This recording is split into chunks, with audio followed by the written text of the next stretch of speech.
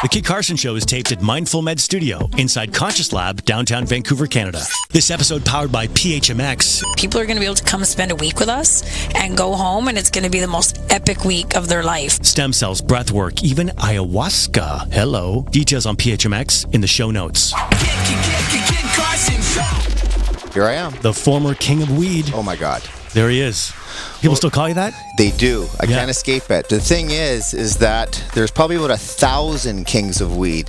I mean, if you were to do another movie on that, it'd be $1 billion movie with many different people if they're open and honest to share their story. So, man, I mean, $150,000 a month spending habit.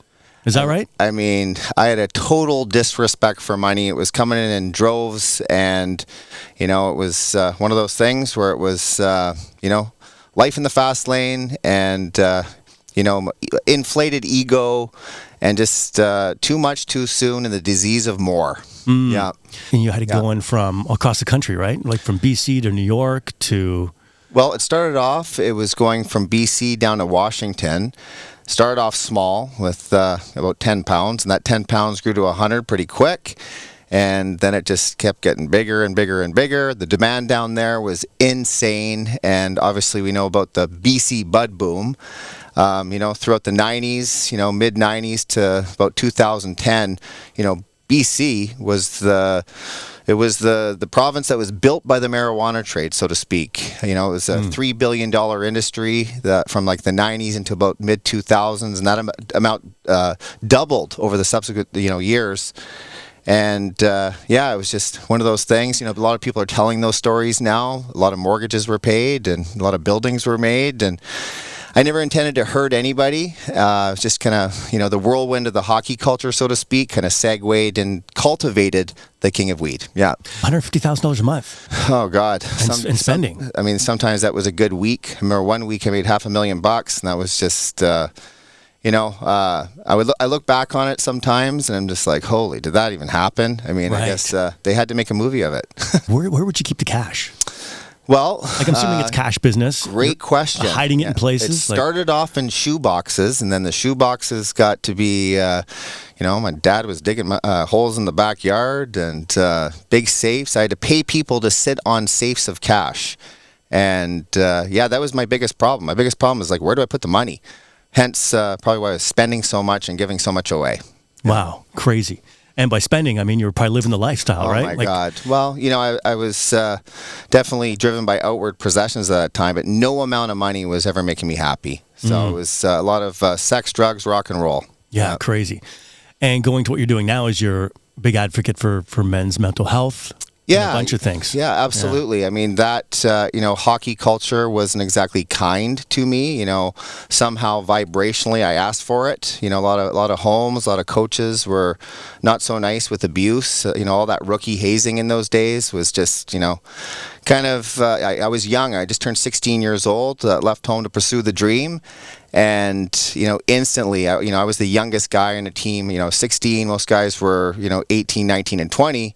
And back then it was, you're a rookie, and, the brunt of many, many jokes, so to speak. And that didn't stop for that first year. It was just it was hell. So this is before you got into the weed? That was before I got into the weed. Yeah. So, I was a good boy, didn't drink, didn't do drugs. But that first week away from home, literally, I went to my first strip bar, my first nightclub, my first bonfire. And that kind of set the precedence of taking on a false identity, which was, and identity number one was identity of the hockey player. And you just to fit in the drinking, the drugs, it just was boom right away. And I think it was just so overwhelmed, and just not really knowing how to handle it, being away from home, new school, new home, the billet family, all that kind of stuff. And it definitely wasn't what I dreamt of before I left home that year, for sure. I wish my dad just grabbed me and brought me back, but I didn't want to disappoint, because I was such a high prospect, and didn't want to let anybody down. So just kind of went with it, and then that just went into more adversity, so to speak. Yeah. I guess we hear about teams going off the rails and partying, and you got all these young guys who are chasing a dream, money being thrown at them. But you're saying it's maybe rougher than we even know about. Well, these days... Hey guys, it's Kid. I know some of you are watching this, but if you're just listening to the audio, there is a video version of this podcast. You can go to Spotify, they support video, or on YouTube. Like, subscribe, share. Helps with the algorithm. And I'm just grateful you're tuned in. These days, it's changed. I've talked to a lot of these young guys that are in the NHL, their dads, even them, and I think these kids are more groomed to take the pressure, so to speak. And it's such a business. Like it's been a business for a long time, but now the money is just astronomical. So these kids got to perform. If they're drinking and getting all messed up, I don't think they're going to be able to get the big ticket. So right, yeah, that's a lot of pressure. So going through that experience in the 90s, was it? Yeah, first year away from home was 91, 92. Went to Kelowna. And right off the bat, it was just, you're in the paper all the time. And as a 15-year-old, you got these scouts all over you from the time I was like 13 and up. And, next thing you know, you're there. And the coach that I had just wasn't...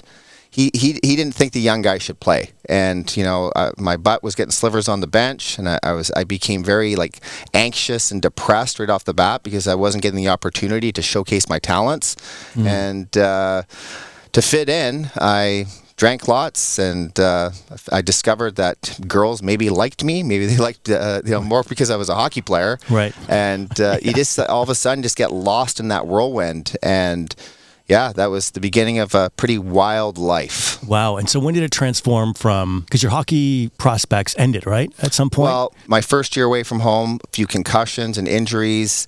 Second year, I went to Tacoma, Washington, WHL. 7 games in, that was my draft year. I took a concussion to the top of the head on a check from behind, broke my shoulder in 3 places and separated all in one shot. And I was out for 5 months. So here I am in Tacoma, Washington, 5 months out, and they kept me there. I should have just came home. But here I am, not playing, but being around the team and that whole environment. And it was, once again, just to fit in, it was... party. And yeah, it was a lot. I didn't even know it was anxiety or depression. I was just like, okay, what is this? But those injuries were right off the bat. And it was just I think because I was probably vibrating on that frequency of being let down and fear, it was just one thing after the other. And I kept attracting those kind of coaches, on the subsequent teams that I was playing on. So 18 was in Regina. Had a bit of a run-in with a coach there, but by that time it was just full throttle into the addiction, and everyone was doing it, so I thought that was okay. And nobody back then was okay, I'm going to grab this guy, maybe get him some help. But it gone right into full-blown addiction. Alcohol, or it was alcohol back then. The summer of a 17-year-old summer, I tried cocaine for the first time. Then my 18-year-old summer, that kind of became more of a habit because it was just around all the time. But by the time I was 19, 20, it was cocaine, booze, cocaine, ecstasy, MDMA, all that kind of stuff. And then at 20, the marijuana industry fell on my lap. I just turned 20. If you're following AI like I am, it is hustle time. They say in the next 16 to 18 months, AI is going to show up and make most of us invisible. The good news is the industry data says if we build our personal brand now, that will save us. You need to walk in a room, they already know how you can help them. I've got a brand new service at KidCarson.com. It's called Get Famous. We got the camera crew, we got the photographers, we got all the stuff, the editors, the producers. It's all done for you. One conversation equals weeks of content. You've got to get famous online now before this era is over. Like the great Gary Vee says, doesn't matter what industry you're in, your real job is to share your story. Get to KidCarson.com. Let's get this done. And, making all kinds of dough. And what came with that was a lot of hookers and blow. Wow. And how did marijuana fall in your lap? I was at a nightclub with my brother one night, and I ran into a guy that who was kind of rolling in the fast lane, and there was a group of guys that were visiting from Seattle, and they were all dressed up in fancy clothes and throwing down all kinds of money for shooters and champagne. I'm like, what are these guys up to? After that night, we ended up at a penthouse just off Alberni. And I'm like, how do these guys afford it? What is this? This is a circus. This is nuts. And 2 or 3 days later, I'm at an apartment in North Vancouver about to do a favor. And this favor was taking a few pounds of marijuana across the border in a hockey bag in my Jeep with a hockey stick. And back then, it was easy to get through the border. So, right there. It was just turned 20, and I was like, well, got through, obviously, and how do you do it again? Can I do it again? Let's go. Right, and you got paid for that? And I got paid for that. That Right. first time was only $1,000, but I hadn't seen $1,000 in one day ever in my life, so that was a lot. And I guess, they kind of pulled me in, and there was an acceptance that I'd never felt before. I felt like I was let down by the hockey life and just other things. And these guys they love the sense of humor. They love the party guy. And it just, I fit in that life big time. Especially when you're, a hockey playing guy and you have the dreams of making the big money. Yeah. In hockey. And now here's another, and you're being let down. Yeah. Now here's another way for you to make 100%. some serious bank, right? Oh, absolutely. I'm like, well, I can't make it in hockey, this kind of money. I can't, if I'm not making the kind of money that the NHL guys are making, well, here's a medium of accumulating that kind of cash, doing it in a different way. Yeah. That was driven by ego and adrenaline. Yeah. I know, it's our weakness, right? Nuts. Even, so many young men, even if they don't pursue it, they have this fantasy. Yeah. Of being the guys who are buying the bottles in the club and rolling in crazy whips and penthouses. I mean, it's just so, it's so appealing. Yeah, absolutely. And you got to live it, and you're here to say, I lived it, and I escaped that life by the skin of my teeth. And Wow. There's not a day that goes by that I don't think about it for a minute or two, and count my lucky stars and realize that was also supposed to happen to get me to the present moment that I'm in right now, to help make a difference of somehow using that experience to inject positivity and faith into people that might make certain decisions that might not benefit them long term. Yeah. And now you're rolling in with like 2 classic books. Yeah. So, Napoleon Hill, Think and Grow Rich, and what's the other one under that? Wild story here. So 2010, well, before actually 2010, I remember The Secret came out in 2006, and I was on a flight to Costa Rica, and my girlfriend at the time, she's reading The Secret, and I'm like, what's that? And I hadn't read a book in years. She goes, oh, this is this law of attraction stuff, and I'm like, oh, okay. And so I buried the book in like 2 hours, and I was like, I was infatuated by it. I'm like, I've been doing this my whole life. Whatever I've ever put, whatever the mind can conceive and believe, the mind can achieve. I mean, that's what I did with hockey. That's what I did with this and that. Everything I've done that you focus on expands. And I kind of understood that on a deep level. Mm-hmm. And the one guy that really stood out that I wanted to meet the most in that book, and then the film obviously that came out, was Bob Proctor. Yes, so one of the goats. One of the goats, for sure. So I wrote down, I am so happy and grateful that I meet Bob Proctor, and I'm friends with Bob Proctor.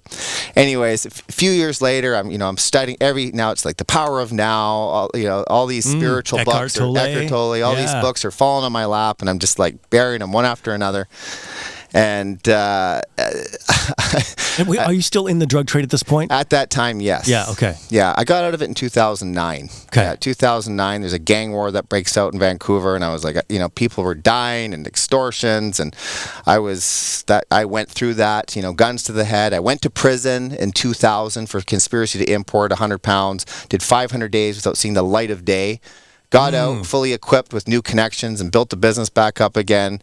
But, right around 2000, I made a decision to get sober in 2006. And you can't really be going to AA rooms to work a program of rigorous honesty with 3 Blackberries on your waist, shooting down 1,000 pounds to New York, Chicago, and Los Angeles, and, showing up with fancy cars and paying everybody's credit card bills off.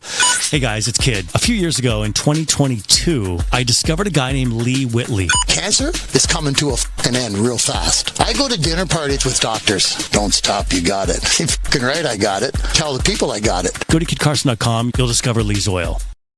At that point, I was turning to just like, you got to do the right thing here, buddy. A lot of self-talk. But I was so used to it. You get used to making all that money for almost a decade that, you're just like, you become that. And anyways, I dedicated my life to world service. That was like, and got out of that. There was people that were around me at that time that I was running the show. And I had to... I had a big crew that was, rolling around me, and they were all making money. It all had to eat. And I remember sitting down with these guys who were like my muscle, and I'm giving them like self-help books, being like, Wow. hey man, I'm out. Like, I can't do this anymore. But you can have all the connections. Take it all. You know, do you need money? Like, I just need to like be out of this. And they're like, well, you're with us forever. We'll let you get out, but just know if we find out you do it again, then we'll kill you, kind of thing. And well, don't worry, I'm not going to do it again. Like leave and start up your own thing? No, like leave the business completely. You know, and it was high level organized crime, obviously, right? So when they say leave, do it again, what do they mean? If we'll let you leave the business to like go do your self-help, like, you know, advocacy stuff, but if we find out that you send weed across the border again, you know, without us, I see. There's So going to be, if you become a competitor, then there's going to be ramifications. You're dead. Yes. Right. Okay. So there wasn't even a thought. But like the anxiety that I had at that point was just like, oh my God, like I'm out of it and I'm trying to pursue like advocacy work, public speaking. I love film. You know, I started writing a book, all these things, like everything that I wrote, I was reading in these spiritual books. I wanted to take on that and be that, you know, that unit of energy myself, so to speak.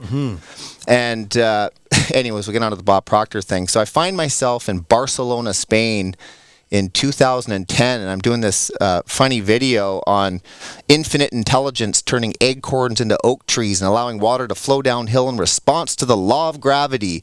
You know, so like, I wonder if one of your former muscle was like watching this on. It wouldn't have been Instagram at that point, right? Not at that point. No. If there was, I might have had 1 million followers. Right, yeah. So where would you post this stuff that you were? I went on to YouTube. I'll show you one actually, and I wasn't even sharing them. I was just doing it for fun, so I just felt like I really wanted to be doing something that like was meaningful for me. Yeah. It wasn't about being famous. It wasn't about like, it was just more like I just wanted to put a positive message out in any way I could, and we'll see where it goes.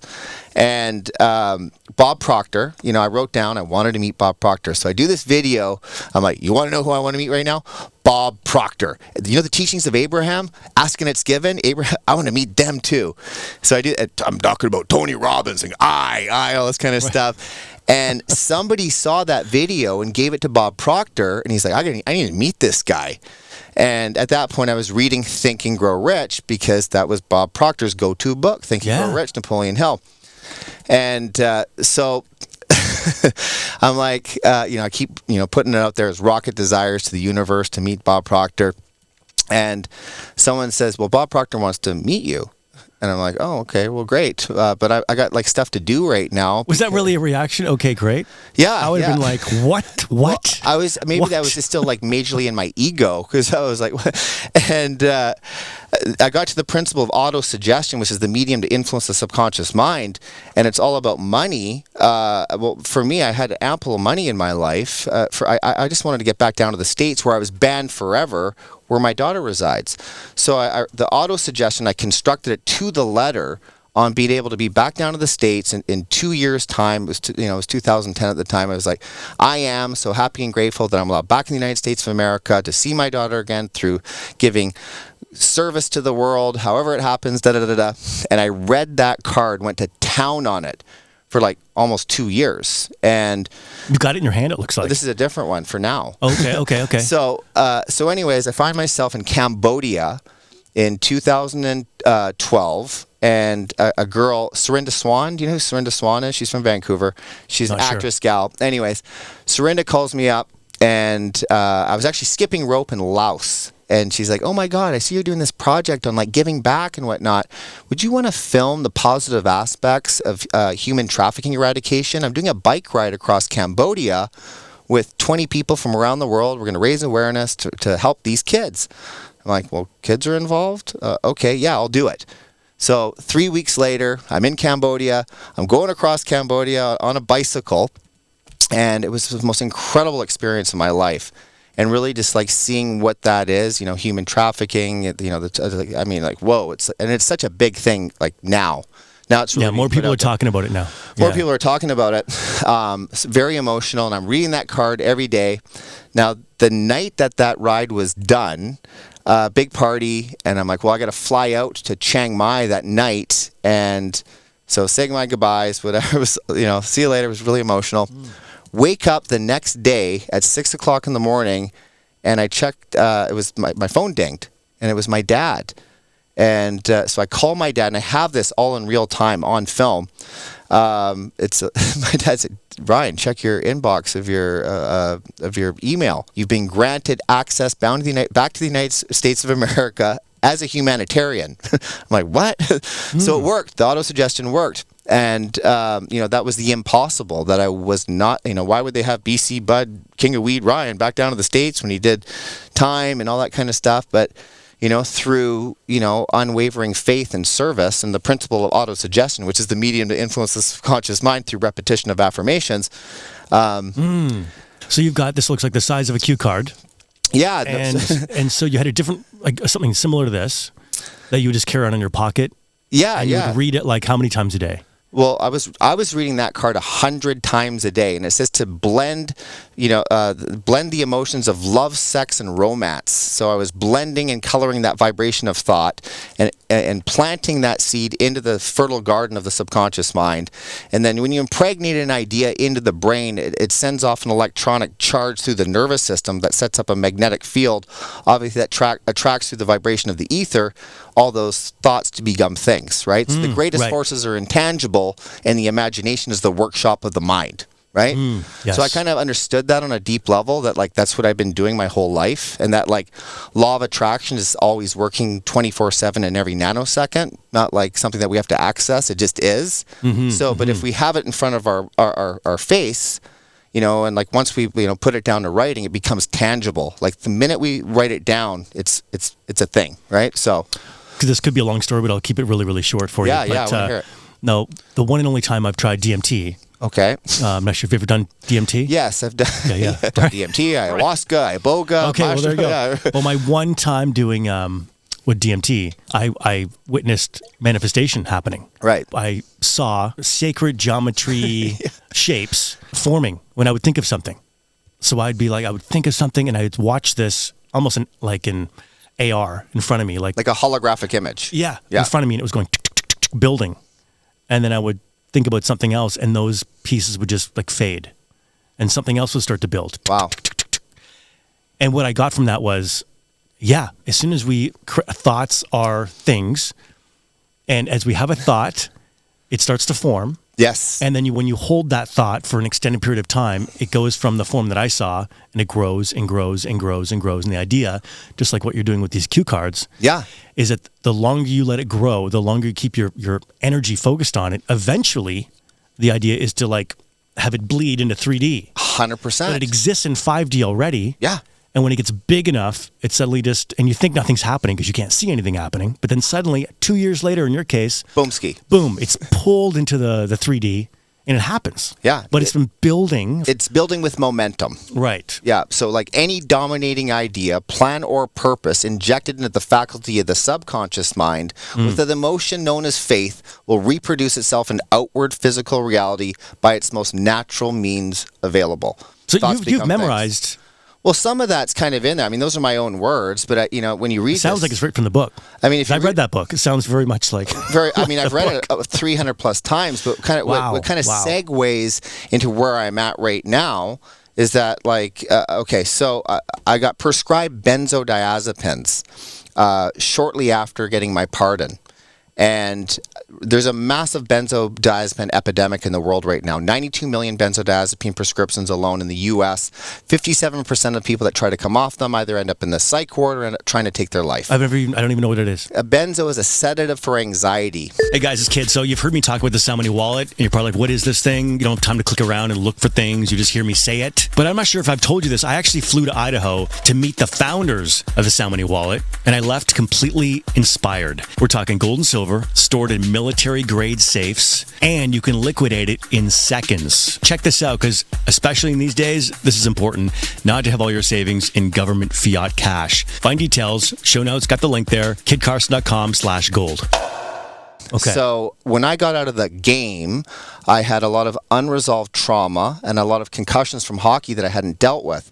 So I'm getting these panic and anxiety attacks all the time. I'm in Los Angeles. I get my part. I'm living in LA, and people are like, "Oh, we want your story. You want to do this, do this." I'm writing, like, everything was just, I was in like absolute overwhelm. I need something to help me with this anxiety. Like, people don't know because I'm having to eject myself from meetings and go into the bathroom, like my sweat, and holy shit, I'm fucking panicking. Like, you know, like I was doing great, but not really. You know, like, you don't get an anxiety meds because life's going really great, you know, but I had everything to be grateful for with everything was just happening in real time. But your body is still locked. This trauma's locked in there. You nailed it. Yeah, right. The body had taken a lot of score. And I get to a place in Malibu, and a lady there says, "Oh, well, I can help you with that. Have you ever heard of Xanax before?" And Xanax is a benzodiazepine in that family. She gives me 1,000. She's, "I have, you know, all the actors and actresses. Here you go. They all take these. These will make you feel better." And they did. Took that first Xanax. It was like getting a warm hug. And that led me on to literally a 13-year hellish journey of benzo hell. And I got highly addicted to them. You know, alcohol and cocaine, all that kind of stuff, that was easy to get off. But benzos are harder to come off than heroin. Really? And they're actually putting benzo in the weed now. They're putting benzo in the heroin. So they put benzo in the fentanyl now. So people are actually having a harder time coming off the benzo with the fentanyl than the actual fentanyl. There's a massive benzo epidemic in the bloody world right now. So, you know, I'm here to advocate to show that it is possible. And in the weed. In the weed, they're putting it in everything. So it's and it actually causes a thing called bind, which is benzodiazepine-induced neurological dysfunction. Bind. And so that happens with like protracted, where like it like I'm going through it right now. I'm here right now. I'm a clear vessel of like consciousness, and I'm thinking very clearly. But what the benzos do for like long-term use, because I was taking way too many of them. My doctor, who stopped talking to me when I told him I was coming off them, he was prescribing me up to 6 pills a day, a very toxic amount. So I'm dealing with... That's so annoying, right? Like, you know, I'm sitting here with, you know, obviously everything's energy. We're the sub and substance, the people we hang around with. So your energy is really good. So I feel comfortable here right now talking to you about this because I know I can give a message of hope. But I'm dealing with joint pain, migraines, vertigo, depersonalization, derealization. But I'm here like somehow, you know, divine timing or whatever, you know, a plan that's, you know, greater than myself. I can sit here and maybe inspire some people like to not get on those or to help them come off them because they take everything away from you. And like if you think about it, you know, we as a clean vessel without anything in them, like that's pure manifestation is like, you know, source is running through you to create, you know, good things in life. But when you're putting a chemical to dumb you down, like this is a chemical that like literally affects your central nervous system. The nervous system is what's helping us manifest like really good things vibrationally in our lives. Well, I was always a dreamer and a you know, an imaginative guy. I'm like closing my eyes to imagine and manifest, and I'm seeing like spiders and like black mud and tar and stuff. It was brutal. Oh, wow. Crazy. It was awful. So now I've been off them for 17 months. Almost 17 months I've been off the benzos. I started reading Think and Grow Rich again about 2 weeks of coming off the benzos. And the next thing you know, like now I'm starting to vibrate at that frequency. Good, beautiful things are starting to come into life experience again. And it's just wild because, you know, get back to the Bob Proctor for a sec here. I ended up meeting Bob Proctor, went up to his place in Toronto, and he's like, went into his office and told him a little bit about the story. You went to his house? Yeah, I went to his house. Wow, crazy. And yeah, we got to be really good friends. And wonderful gentleman, as real and as authentic. Like that guy is the real deal. And you don't hear that man. He never he's passed now, but never bragged. He was so humble because all this information is passed down wisdom from other people. Like even Think and Grow Rich. You know, Napoleon Hill studied the 500 plus people that were like of, you know, individual achievement, but those people were put on his path from Andrew Carnegie. So basically Bob Proctor was just you know, he was just doing what Napoleon Hill did in his own individualized, unique way. Yeah, in the modern age of the time. In the modern age. Yeah. And, you know, my self-esteem wasn't super high. I'd gotten out of, you know, the hockey, the weed thing. I'm like, am I good enough to be like with Bob Proctor right now kind of thing? He actually forwarded a book that I wrote. And he was like, Ryan, he's like, when I die, you need to be like teaching this to other people. He's like, that's what you need to be doing. I'm like, really? And he's like, yeah, your story has the power to change lives all over the world. I'm like, yeah, but nobody's story is any greater, any bigger than anybody else. We're all, I am you, you are me, we are we. So he's like, yeah, but specialized knowledge, you can really do something with this. And then the benzo journey kind of like was like pretty soon after that. And I basically stopped reading this book. Those principles that I put into specialized use, I kind of went to the wayside. I was in bed a lot. Granted, I did a few TED Talks, all these, a few good things, but I was like, I wasn't enjoying my life. You were so close. I was so close. Yeah. And then I've been off them for 17 months. I find myself out in North Carolina about 8 months ago. And this guy whose house I was at, he's like, you want to go to South Carolina today? And I was like, okay. So we get over the South Carolina border, like where it borders North Carolina. And I had this Think and Grow Rich book that I started reading again, which is a different book than the one I had from before. I'd lost that. So almost like it's like a new life, so to speak. Right. Off the benzos life. I got this book beside me, and I'm like, oh, we're in South Carolina. I know a lot about Napoleon Hill, but I forgot that he was from South Carolina. Oh, I didn't realize that. So I type in Napoleon Hill, and it turns out we were like 2 minutes away from where he was buried. So next thing you know, wow. Yeah. So next thing, I'm like, dude, do you mind if we? I'm like, Napoleon Hill was buried actually really close to here. Do you mind if we go to the the cemetery? And he's like, you're nuts, but yeah. So we go to the cemetery. And sure enough, so I find the gravestone. I got the book. Now I'm like over top of Napoleon Hill's grave, and I got like non-physical energy like rippling through my body.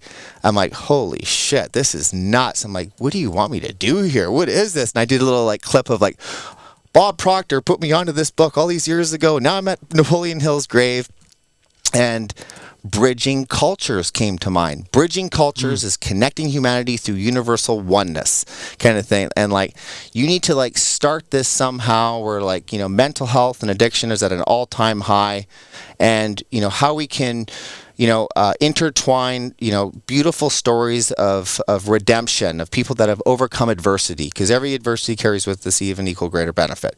And how, you don't have to know how, but you just have to know that you will. Like all these principles started kind of downloading through me. I was wild, man. And wow.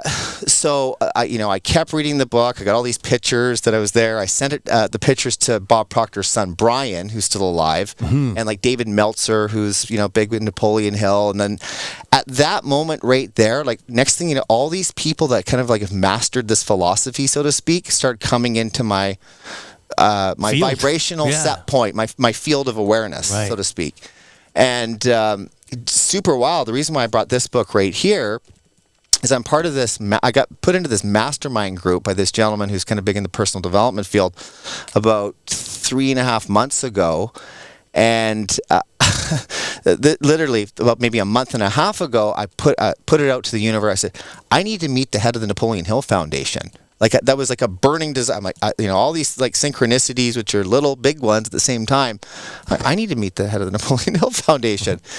The very next day, the guy who's the head I get a call the very next day from the head of the Napoleon Hill Foundation. This guy, Greg Reed, who wrote Thoughts Are Things with Bob Proctor, calls me. He's in San Diego. He puts on the Secret Knock event in San Diego and whatnot. And he's, I was like, is this even, what the fuck is going on here? So we have this conversation. I tell him everything basically I just told you. And he's like, man, I need to send you the Napoleon Hill's first edition from the Napoleon Hill archives. There's only 1,000 of these books in the whole world. I'm like, okay. So he sends me this book. Like, okay. And I get the book, 2 days later, and I touched the book and my body was on fire. And as I started reading the book, everything that's in this book is bridging cultures. When I was on the grave that day, that I was getting those downloads is everything that's in this book. Like he talks about sending positive thought vibrations out to the whole world of peace and love and kindness and compassion.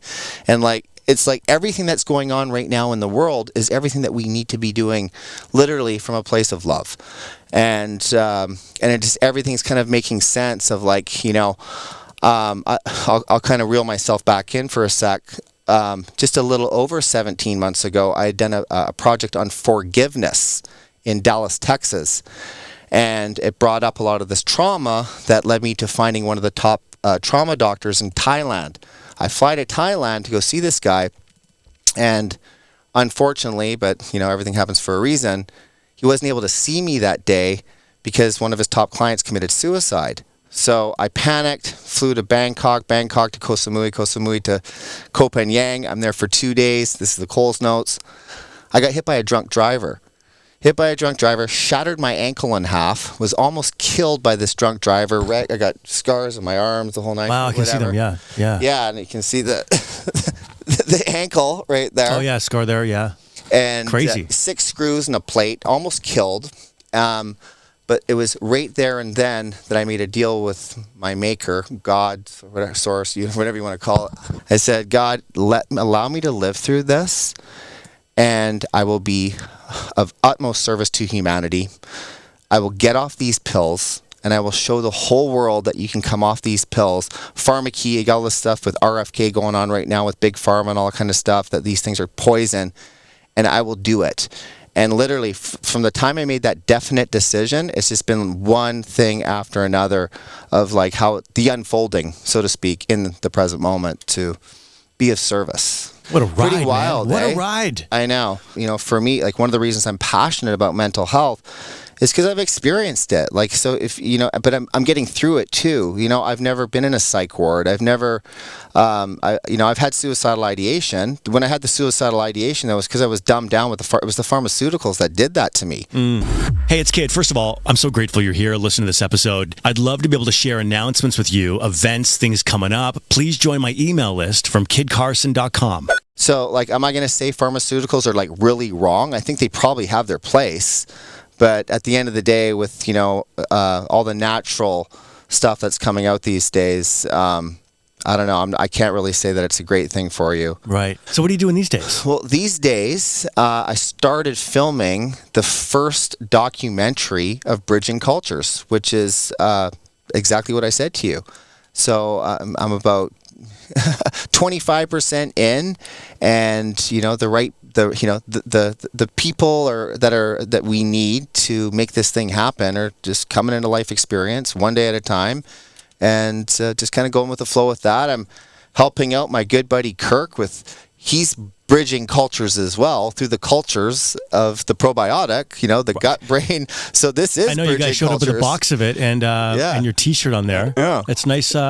A walking billboard, for Christ's sakes. Right, and you brought Kirk today. I brought Kirk. Kirk and I reconnected through recovery at a church, and believe it or not, and he can contest to this, and I even documented on my phone, I hadn't seen Kirk in 10 years, and the reason why we stopped hanging out wasn't because we didn't like each other, it's because we weren't good for each other and healthy at that time because we were using. He's 8.5 years sober, I'm 7 years with no alcohol, I'm off the benzos now. So a little over a month ago, I'm at Whole Foods. I see this drink on the shelf. I'm like, you know what? I'm just going to grab one of those buddy drinks. I grab the drink off the shelf. I walk out. I said a little prayer for Kirk. I said, good job, Kirk. Way to go. This one's for you. Crack. I'm like, this is a damn good drink. That night, I had an AA meeting that I was not going to go do, but something in my conscious awareness said, go. I'm a few minutes late, pull into the parking lot. 10 seconds later, Kirk walks in. Wow. Kirk walks in, looks at me, he's like, what the fuck? Comes and sits right beside me. He's like, dude, I was just thinking about you today. I'm like, this is nuts. Got all those, the goosebumps again, whatever. So we actually went out, couldn't wait till the meeting was over. We're outside after the meeting. We spoke for like over an hour and it was just like, why? I was like, dude, I'm so proud of you. He's like, I'm 8.5 years sober. I'm like, I'm 7. So we can hang out again. I got this drink. Oh, you're bridging cultures through the gut-brain barrier. I'm like, this is beautiful. And that very next day, went down to the factory, and literally since that day, I've been down at the factory every day, seeing how we can now, I mean, it's all over Canada right now, in Whole Foods, Thrifties, Choices, all that kind of stuff. And it's helping people. I've lost 16 pounds in 3 weeks. My gut is working optimal right now. It wasn't before I saw Kirk. And It's like a kombucha type drink. It says probiotic it's soda. a water kefir, so it's similar to kombucha. I'm not going to pretend I know everything about this. That's Captain Coach Kirk, the scientist out there in the room. Right. So he's the guy, and we have every intention to crack her open, buddy. Let's try this. Yeah. Cheers. Oh, cheers. Yeah. Cheers. Here's a product placement. Here's to Kirk and Bridging Cultures. Oh, that tastes good. Not bad, eh? Watermelon lime. Only 2 grams of sugar. Right. So this is probiotic soda. So this is good for your gut. This is good for the gut. Wow. And your gut probably took a rockin'. My gut, I would assume after all the benzos. Yeah. Oh, the benzos. Yeah. The benzos cause a plethora of symptoms, 100 plus symptoms. But it's funny because you had the last guy that you had on wrote a book on psilocybin. Yeah. I've been through quite a few hero's journeys. 2 weeks after crossing Canada for mental health awareness, one of my buddies gets a hold of me and he's like, dude, I know how to get rid of all your trauma. And I'm like, oh yeah, enlighten me. He's like, okay. So he introduced me to this guy, Big O. Mike Olton, who's like the best party wedding host in the universe, and he's apparently a master on psilocybin. And I'd already met Mark Howard from Dose, who does the iboga ceremonies, whatnot. Great guy. Yeah. Anyways, White Crow, who just finished doing this movie on PTSD and firefighters. His name's White Crow. White Crow, yeah. Everyone's got these names. Yeah, right. Big O, White Crow. Yeah. Phillywood, Wood Factory, North Van, Triple Cancer. Whatever. Right. It's all just a big fun stuff, right? And he's like, well, I'm going to put you through a hero's journey, but we want to film it. And I was like, all right, okay, fine. I'm just really entertaining. Gives me this tea. Well, he's like, yeah, there's 10 grams there. So a hero's dose is 5. And so 10 is the double. Terrence McKenna 5 gram hero dose. So I bury it. 20 minutes later, I'm like in the vortex, feel like I got shot out of my bloody cannon, for Christ's sakes. And he's like, we actually gave you 15. Dude, I was bawling my eyes out. I was a train wreck. Not cool to do that. And I want that footage, actually. I've bawled my eyes out on 5. Have you? Yeah. Well, I should have been there to hold you. Yeah. It was like, I remember weeping, laying in bed weeping. Oh my God. It was so emotional. I saw a billion Buddhas. I saw every single bit of sacred geometry. I saw it all, man. Wow. And I've done the Bufo. I've done DMT. I've done anything to get rid of this trauma, man. Yeah, and 15 though. It took about 3 months before I kind of came down from that. It was wild. What do you mean you weren't still high? I wasn't still high, but it was just like the new perspective, so to speak. So in a good way. I would say, it happened the way it was supposed to happen. I definitely saw things in ways that I was like a lot of blind spots, so to speak. I think where I'm at right now, just like sitting, is just like, in order to move forward in life and live very present, you got to make peace with the past. And there's always going to be, just the mind is so powerful. I think you just come to a point in your life where it's just like, I got to somehow get over this. And am I a huge proponent of psychedelics? I think they there's a place for them, but I don't think that's the solution. I think we can go to those states of consciousness with our breath. I don't really like hallucinating. Maybe I hallucinated so intensely that it scared me, to do it again. Yeah, that could be true. And everyone's different. There's so many different modalities. How did you like your trip? I was thinking about those missing things in my life that I've dropped the ball on, relationships with certain people or whatever it was. Yeah. And I did find it gives you a feeling of the thing you need to address. 100%. I found 100%. Yeah. I get emotional off of a microdose, for Christ's sakes. They're great, absolutely. Shout out to Keegan at Mindful Keegan's Meds. the best. Yeah, Keegan is the best. Yeah, gives you a little glow when you need it. Yeah. But do you get anxiety at all? Yeah, I think so. Because you're like an advocate for the mental health too, I would say. Oh, big time. Yeah. It's I do find it's been a traumatic 5 years. Yeah, maybe 6. My life got a little wild kind of before the pandemic. And then during the pandemic, getting canceled, and it takes a toll on you. Yeah, you know what I mean? Then people don't realize how that, because you're in the public eye, A lot of times people think that guy's bulletproof. But, I just being real, I know you're a sensitive guy. I can tell you're just a very sensitive human being that just wants to see this world be a better place while you're here. Yeah, that's true. I think that, our sole purpose should be to, raise our own vibration, which sets off a ripple effect to raise the vibration of the collective consciousness in the present. That should be all our jobs. And when you get, daggers being thrown at you, kind of, deviating you off your purpose, that can take you into a kind of a downward spiral. Yeah. There were some dark moments. But look where we are right now. This is awesome. Yeah. You know what I mean? Kids come back. Right? Yeah, it's pretty great. Got to meet a sick. lot of cool people, and people are sort of waking up to the madness of the last 5 years. But I think a lot of people are holding on to trauma. Oh, yeah. That they don't even know. If we're all one, which I believe we are, it's our traumas when we're interacting with somebody, we're cross-contaminating nervous systems, especially for really sensitive people. Some people are more sensitive than others. I know for just for my own experience, this physical body, that's not the name. The reason why I probably took the benzos in the first place was an amplified awareness. The reason why I drank so much was to literally, I couldn't face the anxiety was so intense. But you know what? Now I don't really get anxiety anymore. I don't get it. I'm off.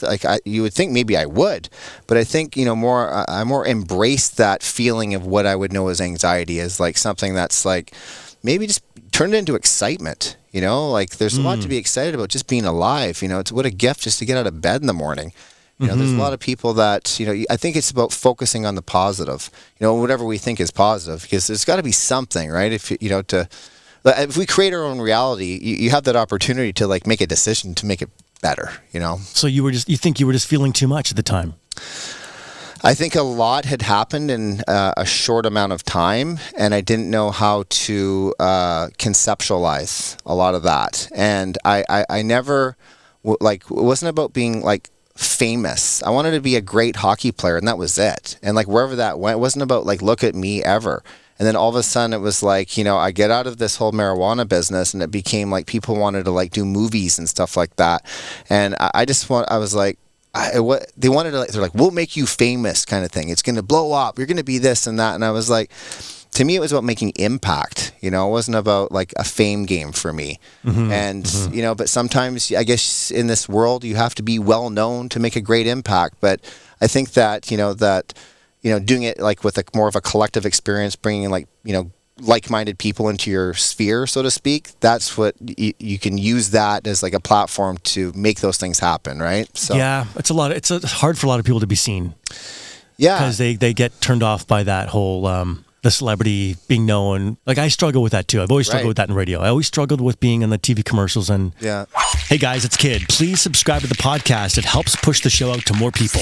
And on a magazine cover, even though some of them were pretty dorky, some of them were like, the pet food magazine. Like, I remember being on Pet Food magazine. I was on the cover of Bipolar magazine. I got misdiagnosed with bipolar. I'm going across Canada for the mental health thing, and my driver and camera guy, he gets a phone call. He said, "Yeah, these guys want to do a photo shoot tomorrow, and they're doing this." Bipolar Disorder magazine. But this went to 250,000 medical clinics. That's you. That's me. I was the bipolar roller going across Canada for mental health. And I'm thinking, I got a cover of Bipolar. That's a stamp.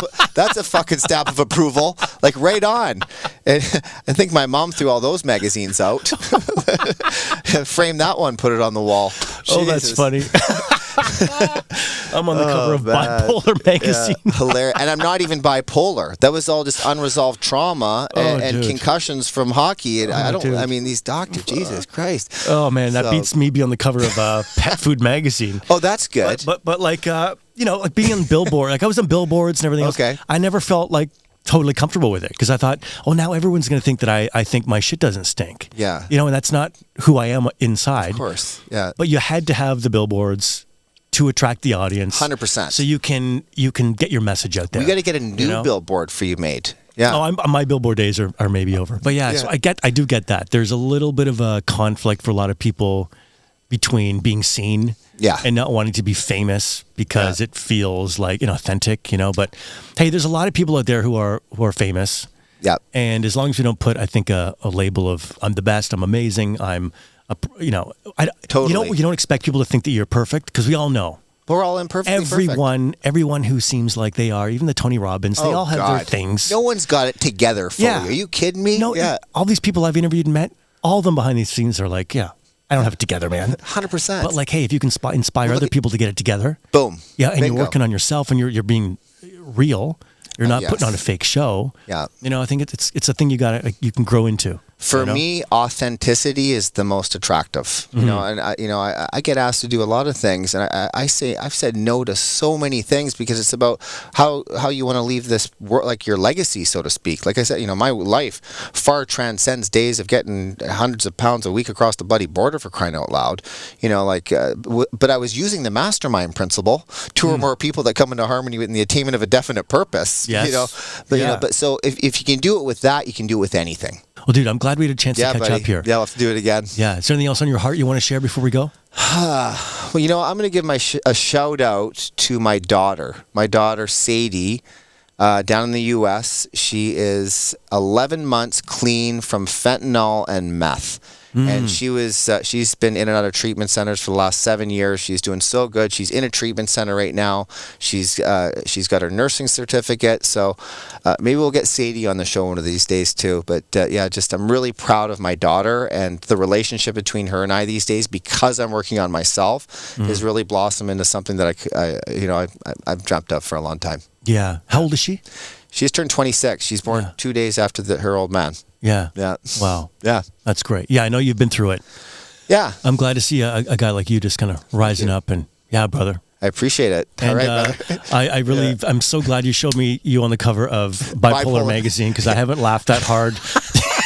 What I'm going to do is I'm going to print out the cover, and I'm going to I'll print my name on it, and we'll give it. Yeah. But you look good on that cover. Thanks, man. It's a great picture. That was after riding 100 kilometers that day across Saskatchewan. Oh, you look like a model right there. Thanks. Hey, if you're going to be on Bipolar magazine, you want to look like that. You know what I'm saying? Who is that? Does that guy really have bipolar? He looks too good to have bipolar. What? Oh my God, right, brother! Thank you for this, you man. Bet, this is buddy. A lot of fun. You bet. Thank you so much. Hey, it's Kid. First of all, I'm so grateful you're here. Listen to this episode. I'd love to be able to share announcements with you, events, things coming up. Please join my email list from kidcarson.com.